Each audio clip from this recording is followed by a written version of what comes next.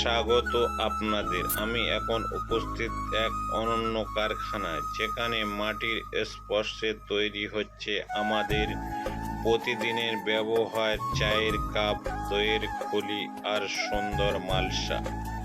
এই কারখানার মাটির গন্ধে যেন মনে করিয়ে দেয় আমাদের গ্রামের ঐতিহ্যকে।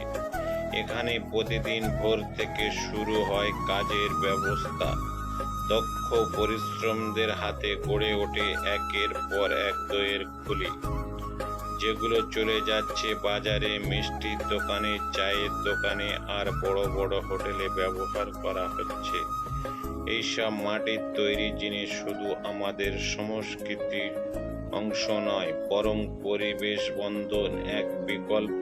প্লাস্টিক পরিবর্তে মাটির কাপ ও খলি ব্যবহার প্রকৃতির স্বাদ ও সুগন্ধিত তৈরি প্রকৃতিটা সত্যি মনোমুগ্ধকর। প্রথমে স্থানীয় মাটি সংগ্রহ করে সেটাকে ভালোভাবে মাখানো হয়, এরপর ছাদে ঢেলে রোদে শুকিয়ে নেওয়া হয়, তারপর আগুনে পুড়িয়ে তৈরি করা হয় মজবুত ও সুন্দর আকারের কাপ, খলি ও মালসা।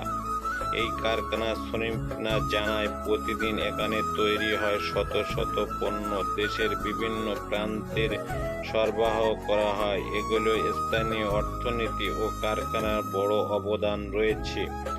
মাটির জিনিসের প্রতি মানুষের আগ্রহ আরও ফিরে আসবে, কারণ এতে আছে ঐতিহ্য, ছোঁয়া আর প্রতিক্রিয়ার প্রতি ভালোবাসা। আমরা চাই এমন উদ্যোগ আরও বাড়ুক ও জড়িয়ে পড়ুক গ্রামে গ্রামে, যেখানে তৈরি হোক এত সুন্দর সুন্দর চায়ের কাপ, খলি ও মালসা।